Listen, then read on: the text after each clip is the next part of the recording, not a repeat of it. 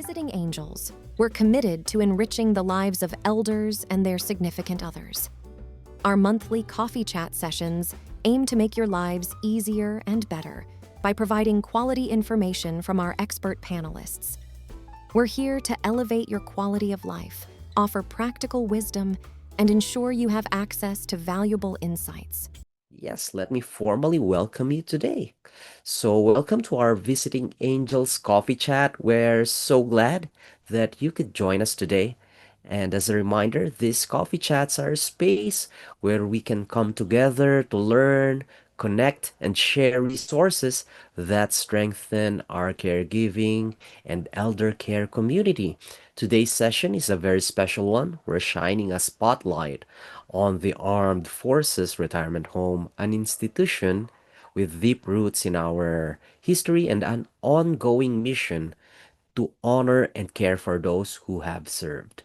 We are privileged to be joined by our expert panelist, the Deputy Public Affairs Officer at AFRH.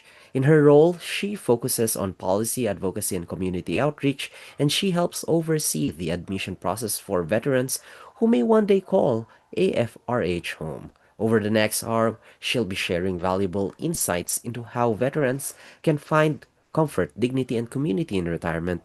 Whether you are a veteran yourself, care for one, or simply want to better understand the resources available, this will be a conversation you'll want to hear, and one you may want to share with others who could benefit. So please remember again, we will hold the Q&A at the end, so feel free to jot down your questions or drop them in the chat box or Q&A box. Anyway, with that, it's my pleasure to introduce our guest speaker, Marine Robbins. Marine, the floor is yours. Thank you very much, Dexter. Hi, everyone. It's a pleasure to be here today. My name is Marine, and as Dexter mentioned, I'm the Deputy Public Affairs Officer at the Armed Forces Retirement Home. And you may be wondering why a public affairs officer is the one representing a retirement community. And so hopefully as I get into our structure a little bit today, you'll understand why my role is involved in the admissions process. So the Armed Forces Retirement Home, I will be focusing today mostly on the Washington, D.C. campus for information, but we do have two campuses. One is located in Washington, D.C., and the other one is in Gulfport, Mississippi, both offering different kinds of communities so that we can make sure that we have a full scope of offerings depending on what your preferences are, whether you prefer being in a dynamic city space with, beaches and mountains and a little bit everything, not too far of a drive from home. Or if you prefer to be on the water with your balcony overlooking the Gulf, you can have a little bit of everything. So like I said, I'll get into the DC campus mostly today, but a lot of the information that I'm going to be sharing today is relevant to both campuses, and most of the sharings at the Washington, D.C. campus are offered at Gulfport as well. So please keep that in mind as we're going through it. So we're a little bit different than most retirement communities because we are a federal agency. We are not affiliated with the VA. We are our own separate agency in the executive branch of the U.S. government, and we are established under 24 U.S. Code 10. So our existence is a law. We have been here since 1851, so a very proud history of taking care of veterans. And we do have several oversight functions that come down from Washington Headquarters Services and the Department of Defense in general. So there is a big hand from the larger agencies of government in making sure that we continue to take care of our veterans to the best of our ability. Now, I mentioned we've been here since 1851. That is specifically the Washington, D.C. campus. The Gulfport campus's history goes back a little bit earlier, about 40 years earlier. And our mission that entire time has not changed. We are a facility that was designed to take care of wounded and retired soldiers. And then over the years, as the military expanded and changed, eligibility to this particular facility changed as well, so that folks who became airmen, who for now we have the Space Force that has started, so those folks would be welcome. We now accept National Guard. So as the military evolves, our facility also evolves. So in some of the images that you'll see throughout the PowerPoint, you may see this mix of very old architecture and old history with a lot of the more modern amenities that we offer. So who's eligible? It is a veteran facility, so we are looking for folks who served specifically in the United States military, and there are multiple categories under which you are eligible to live here. These are all stipulated by law in Chapter 10 of Title 24 of the U.S. Code. So if there were changes to any of these eligibility factors, those would have to be voted on and placed into law by Congress. So the main qualifier is we are a facility for enlisted veterans, not officers. There are a few exception cases. We do accept warrant officers who are a little bit in a category on their own, as well as limited duty officers. Limited duty officers are typically Navy, and they are considered part of the officer rank structure. However, limited duty officers come from enlisted ranks. So that is why we've made that exception for them to be able to live here. Now, in addition to being an enlisted member for at least half of your service, you must fall under one of the categories that you see in the PowerPoint. So either being a military retiree, meaning that you've done 20 or more years in active duty. You have a service-connected disability. This would require a rating from the Veterans Affairs Department and care being received at the VA hospitals. To have served in a war theater or received hostile fire pay. So this would mean either being in country during a time of conflict that is recognized by the Department of Defense, or having proof of having received hostile fire pay in a special kind of mission. Typically, folks who have served and are eligible under that category also have a service-connected disability or are able to get a rating for a service-connected disability. So those typically go hand in hand. We also admit women with service prior to June 12, 1948. It's a very specific date, but that is the date at which women became eligible to retire from the military. Prior to that, women were considered a temporary component. So this just recognizes that there are many women who had served, for example, during World War II, who would not have been able to receive retiree services or benefits. We do have actually quite a few women living here who are World War II veterans who fall under this criteria. And then the final criteria is if you are eligible for retired pay under Chapter 1223. So this is going to keep in mind your National Guard and your reserves, folks who did 20 plus years in those components, so not active duty. And then recently, in the last 5 years, we've also had the law change to allow spouses to enter. So as long as you are moving in with your military sponsor, with your military spouse, that spouse must be a retiree. So they must have done 20 years or more of military service. Currently, by the law, that is the only way that spouses come in. And we have dozens of couples who have moved in since then and really made the community quite a vibrant place since they've come in. Now, in addition to being a location for veterans, for enlisted veterans, cost is important. One of the reasons why this facility exists is that historically, and per the current pay structures, typically officers make quite a bit more in income, and therefore when they're retiring, they're also receiving more retirement income from the military. And so we wanted to have a retirement community where enlisted personnel would not have to be worried about whatever income they had in their retirement that was coming in. So we do have a cost structure. This is stipulated in all of our policy documents and also by law. So currently, as you can see on the table in front of you, we do have a maximum fee for independent living of $2,400 a month. This may seem perhaps pricey to some, depending on what areas of the country you're tuning in from. But do keep in mind, this is Washington, D.C. So when I show you a little bit later everything that's offered underneath that umbrella, you will understand that $2,400 as a maximum is actually more than reasonable, in my opinion. Now, let's say that $2,400 a month is not affordable to you. In your monthly gross income, you're not making that much, but you are eligible to live here. You'd like to be in a military community like this. The other aspect of our cost structure is that if you are unable to pay the max fee, you are able to qualify under a percentage of gross monthly income. So if you only make $1,000 a month in monthly retirement income, then you will be eligible to pay only 46.7%. So you would be paying less than $500 a month for your rent to live here. That is intentional. Almost every single resident is subsidized to live here by the government and by the various funding that we receive. So most residents, I believe the average is somewhere around $1,850 a month is what a typical resident pays. But that is not going to be a standard to every single individual. Their rental is on an individual basis.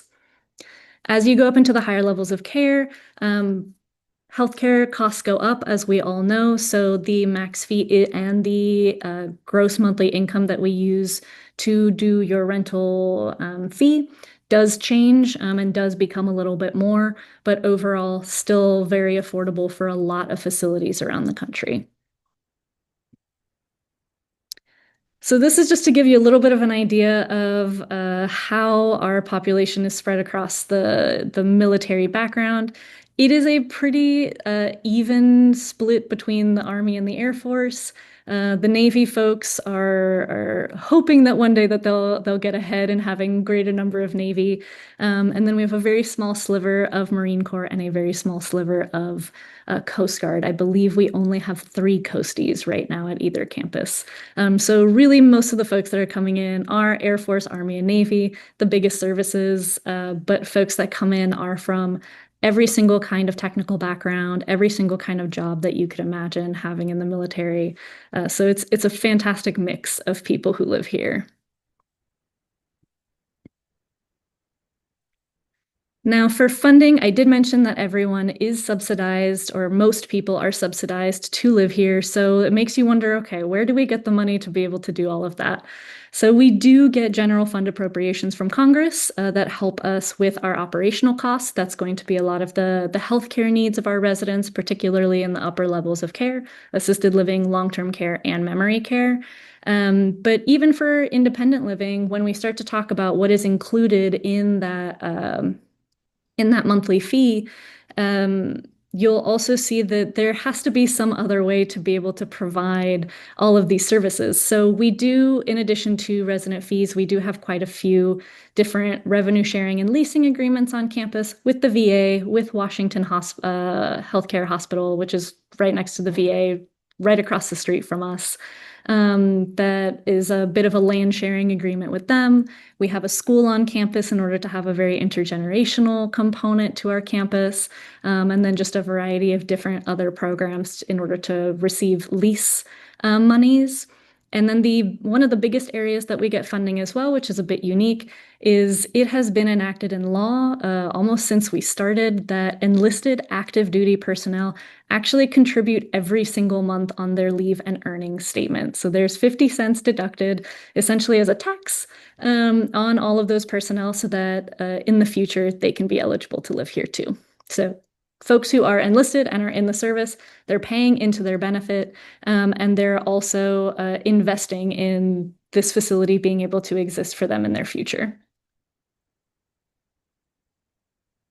All right, so what is included in $2,400 a month? A lot of these items will probably appear pretty similar to things that are available at other retirement communities. However, remember, this is all included in the $2,400 as a maximum fee. So there are no extra charges, there are no limited services.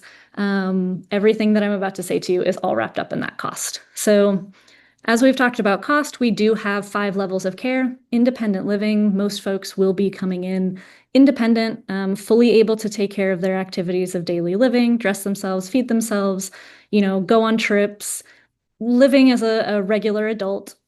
as you start to have a few higher needs, instead of moving directly to assisted living, we do prefer folks to age in place. So we do have a middle program called Independent Living Plus, which allows you to stay in your original independent living apartment and just have a light nursing aspect to your daily living.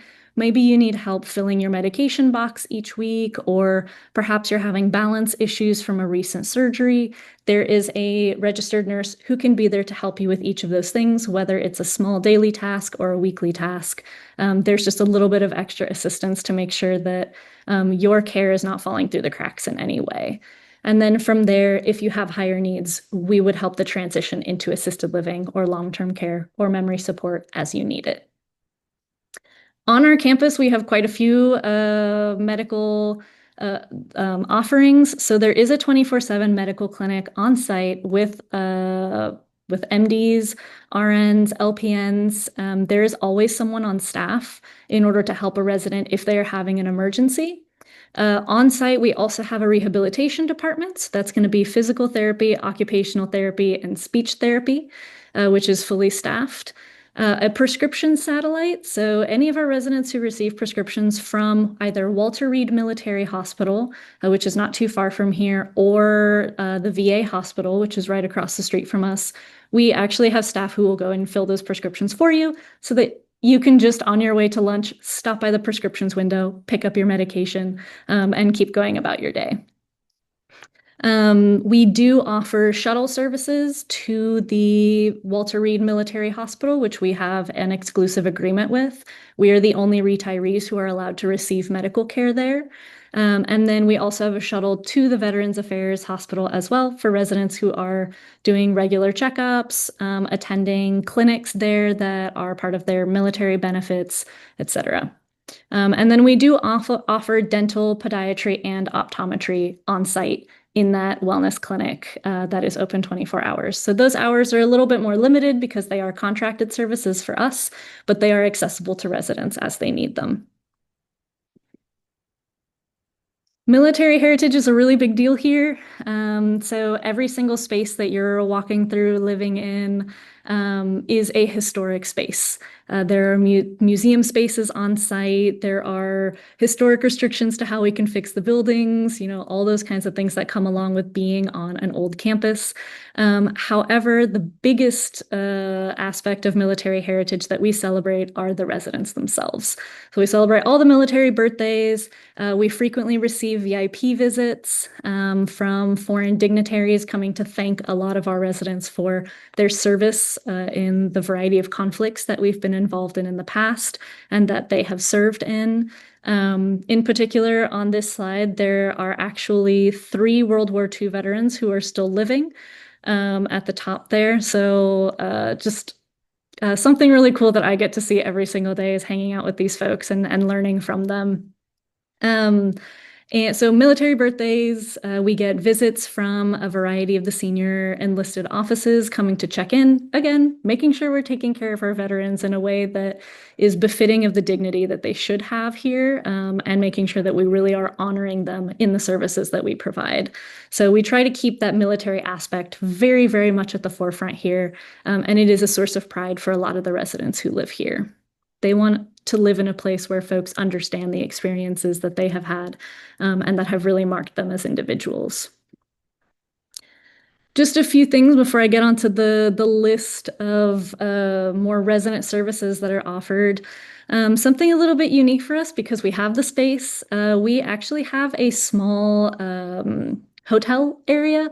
So we call them the Anderson Suites. There are 8 guest rooms that are about half the price of a regular rate DC hotel. These types of guest rooms are also offered at Gulfport. So as I said at the very beginning, these amenities are very much mirrored at each of our campuses. This in particular is an image of the ones at our Washington, D.C. campus.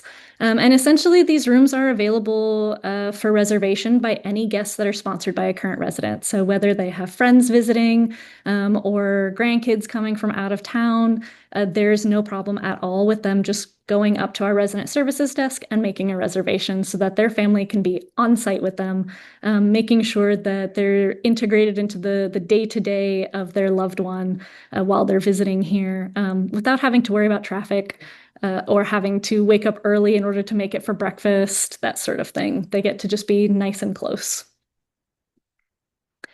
We do have a 9-hole regulation golf course at the Washington, D.C. campus. So since we don't have beach access, we had to make up for it in some sort of way. So residents, they do have year-round access to this course. There are no tee times. There are plenty of clubs available for any residents who want to go out onto the driving range or try it out. And the views are incredible. I mean, you can see one of our residents here, Mr. Wheeler, going ahead and teeing off, and you see the Washington Monument in the background. It doesn't get more idyllic than that, in my opinion. And this golf course is all volunteer led. So one of the ways that we're able to provide a lot of the amenities that we have is actually by the residents being involved in the care of a lot of the spaces. So the golf course is actually entirely run by a group of the Navy guys who live here. The manager is 80 years old, submarine veteran, and he leads a group of about 6 or 7 guys who make sure that all the mowing is done, the seeding, the sanding, really making sure that all of the guests who utilize our golf course are happy with it. And for them, it's a form of purpose of continuing to serve, so to speak. But so there's really that resident commitment into making sure that these spaces are continuing to be available to other residents. We have a huge campus. It's 270 acres, so amenities abound. We do have fishing ponds that are stocked with bass. I know the photo might be a little unclear because there's a lot going on, but there is a fairly large fish in the net of the gentleman right there. For residents who just want to go down and fish whenever they like, there's fishing rods in a small shed. Any kind of hooks or bait, tackle, all of that kind of stuff is available in that shed for them. They can go down anytime. And for our upper levels of care, in the warmer months, we take them down every couple of weeks just to make sure that they can get a little bit of that outdoor air, some good enrichment, and a lot of laughs when you try to catch a very slimy fish. We do also have artist spaces. So here you see a couple of photos from our artist colony where there's predominantly painting, photography. There's currently diamond art being done in there by a few residents. And we do have additional spaces related to art. So a ceramic studio where you can do pottery or glasswork with several kilns. We have an automotive repair shop, which some of the guys run, where they take care of all of our golf carts for the golf course. They're all fixed here in-house by our residents. Woodworking shop. There's plenty of walking trails and areas that you can bike on 270 acres. So you frequently see residents walking around and just enjoying the fresh air and the greenery that we have on our campus. And then we also have gardening areas that are set aside for our residents to be able to garden whatever they like. Some folks, they like to do vegetables in the warm months, but we do have a few residents who are big on flowers. Who do a flower ministry here and ensure that all of our upper levels of care are always decorated with seasonal flowers. So again, residents giving back to residents, and us just making sure that they have the spaces and the materials to be able to continue to engage with those activities. We do also have a 24-hour gym, which I would argue rivals most gyms I think I've paid for in my life. It has every single machine and weight that you could possibly imagine, as well as a small therapy pool that is warmed up to a therapeutic temperature for folks who have arthritis and that sort of thing. And we do have aerobics class, water aerobics classes, and just swimming time for a lot of the different residents who are here. We do also, in that price, many retirement communities do not offer full meals, so all of your meals. For us, it's full dining service. Our dining hall is open for 3 meals a day. We also have an AFES PX, For those of you who are not familiar with military shopping, the PX for us is kind of a bit of a convenience store, and larger PXs and larger AFI stores are also more like supermarkets. You can kind of think of it as like a military Walmart almost. So anything that they can't get or that they can't go out to go and purchase, they can order through RPX and have it delivered to the facility for them. As well as a small canteen. So we have a 24/7 space where we put snacks. They have coffee, juice, any just small nibbles that they might want to walk by and grab. So we're making sure that all of our folks are not surviving on one meal a day. There are also nutritionists who are checking in on our residents at least monthly just to make sure that everybody's eating properly, making good choices, happy with the food that they're having, and ensuring that we can make any changes either individual or in the services that we provide in the dining hall. And then our recreation team, like many other facilities, does big special events, organizes concerts and performances, organizes trips out to either more concerts and performances, to museums in the local area, to special events that are going on in the community, and so on and so forth. And then finally, in the services that are available to residents, we do have a very strong resident advocacy arm here. You've heard me talk a lot about residents being very, very involved, and that's the way that we like it here. We want folks to have purpose and continue to thrive in their home, really. So in order to make sure that everybody's comfortable and life is going smooth and they have everything that they need, we do have social workers on site for all levels of care, just to ensure that if there's anything that needs to be taken care of or if anybody is making transitions, that we have folks here on site who can help them and their families navigate that. We do have a resident ombudsman as well. So this individual is outside of the typical structure so that there is no conflict of interest with staff. So that individual is there for anything additional, whether it is a resident to resident issue, a resident to staff issue. They're really there as an advocate and someone to listen to the residents to hear what are things that we can continue to improve on. And then finally, we do have a resident advisory council. So anything that the residents are not appreciating in their home, they do have essentially a entire resident structure that is dedicated to addressing different areas of the home and making sure that residents' needs are being advocated back to the staff so that we're making decisions that are in par with what they want to see in their home.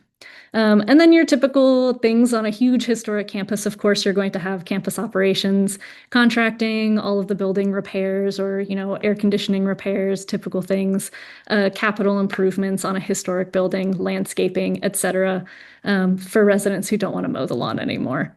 So we take care of all of those things. And that is everything that I have to share with you. I'm happy to take any kinds of questions, even if it's, I have some friends who may be interested in looking at this place. These are our information. I manage the public affairs inbox, so any emails that come through with individuals who are interested in learning more about the Armed Forces Retirement Home, I'm happy to answer any of those questions. I apologize to everyone. We are doing a whole bunch of wiring work in my building, and it appears the Wi-Fi has gone out, so I have tuned back in on the phone instead. So yeah, Maureen, just to fill you in, I just was kind of speaking about your praises, just saying it's just your campus is something that needs to be experienced firsthand, encouraging everyone to make a visit. So from that, there have been some questions that have come up, Sure. And I thought we just kind of go down the line. And the first one was what Dexter said, but can a spouse accompany when the vet has a service disabled disability of 60%, but not 20 years of service? Unfortunately, right now, the law is written for retirees, so the 20 years of service being the only ones who are eligible to bring in a spouse. That being said, there is some legislation advocacy being done on our behalf in order to try and expand those categories. So I would say, at least once or twice a year, check back in and check our apply page, because any changes that are made to legislation we would update immediately, and that's afrh.gov/apply. So that is a great place to check if the law has changed. Thank you very much. The other question is, how can I apply for the retirement home if I'm in another state? That is not a problem at all. So the admissions office sits in my department, in the public affairs department, and my staff are not co-located. So myself and one of the individuals who works on admissions are in Washington, D.C. We have another in Gulfport and another in Texas. And we answer all questions via phone, email. So any sort of documents that need to be sent or anything like that can be faxed or emailed to us, or a share file with all of your documents, and it can be provided that way. If there's any issues with getting documents to us, it's very easy to just call one of our admissions officers, and we will do our best to make sure to facilitate getting those materials to us. So not being in our state is not a problem. The majority of people who apply to us do not live in the Washington, D.C. area or in the Gulfport, Mississippi area. I have a general question around that personally. So if someone does decide this is where they want to go in terms of moving, is everybody responsible for their own moving costs, or do you partner with anyone that makes the moving process smoother? So we don't have any partnerships with folks to help with moving. So that is largely on the applicant themselves. However, once you're here, we do have campus operations staff who can help with moving boxes. And kind of what I was saying about the residents being super involved in serving here, a lot of residents actually help with move-ins as well. So once you're in the area of one of the campuses, we are happy to help from there, but we are unable to help if you are, for example, moving furniture from out of state. You would have to hire private movers or move those yourself. Thank you. That's really good to know. And then someone has a question: what's the largest apartment one could live in, especially if it's a couple that moves in, and is there a kitchen included? Those are great questions. So I will say the campuses are a little bit different right now, and I'll explain what I mean by that. In Gulfport, the facility was built just after Hurricane Katrina, so it is a much newer facility than the DC campuses, and I will caveat that in a moment. But in Gulfport, there are couple-specific rooms and single rooms. The couple rooms are about 150 to 200 square feet larger than the individual rooms. And the rooms there are about 500 square feet. So these are studio apartments. They are kind of like one large room, and there's an area for a kitchenette, but no full kitchen. And I will say, having visited the Gulfport campus, I can affirm that the cooking is actually pretty good there. They do a great job with seafood. Now, the Washington, D.C. campus is a little bit different. It is an older building, however, and the apartments are quite small. They're around 270 square feet. However, the building is old, and we are about to break ground on a massive renovation of the building, where the smallest apartments will be about 500 square feet, and the largest ones will be around 800. So in a few years, the Washington, D.C. campus will actually have much larger rooms than the Gulfport campus will. Great. And now, as far as like right now for the Washington, D.C. campus, obviously 270 square feet is not enough for a couple. So what we've done is we place couples in adjoining rooms, and we've created like a double room apartment. So we have put in doors in between those rooms so that they can have kind of a bedroom area and a living room area. And so far that has worked really well for our couples. Thank you so much. And then last question is, is there a waiting list, and if so, what's the timing in terms of like months or years to like if you decide this is of interest, you want to live Sure. here, does it take a couple months, years to get on campus? That is also a great question. And just as the title of our coffee chat is DC's best kept secret for our nation's veterans, there is no wait list. So as long as you're coming in independent, currently we have availability at both campuses. Gulfport is coming near to filling up for independent living, so Gulfport may go on a wait list maybe in a year or two, but for Washington, D.C., we still have quite a few rooms available right now, and then once the renovation is done, our number of rooms will actually double here, so we anticipate actually admitting quite a few people to our community here and having availability for that. So no, there is no wait list, and we highly encourage people to take a look and apply. Hopefully the secret is out. I sure hope so. I appreciate the time being able to share this with everyone. And if there are any follow-up questions, please feel free to send an email to our public affairs inbox. All of our emails and phone numbers are on the website. And then if you and Dexter would like, you are more than welcome to share my information as well. If anybody has any questions they would like to ask me directly, that's also not a problem. YouTube. Anyway, Will, is there anything else you'd like to add to this beautiful session? No, just schedule a visit. See this place firsthand. It is really special. Beautiful. How about you, Marine? Any final message to our viewers today? I would just say help us make sure that this is no longer a best-kept secret. Word of mouth has been most successful for us, and we're here for any veteran who needs a place to go or who just wants to be around, similar individuals with similar experiences. We are there for them, and if we are not able to help, we're happy to point you in a direction that is going to be useful for your particular case. So please share the word, and yeah, just thank you for listening. Mm-hmm. Okay, beautiful. So I guess that's it for our coffee chat session for today.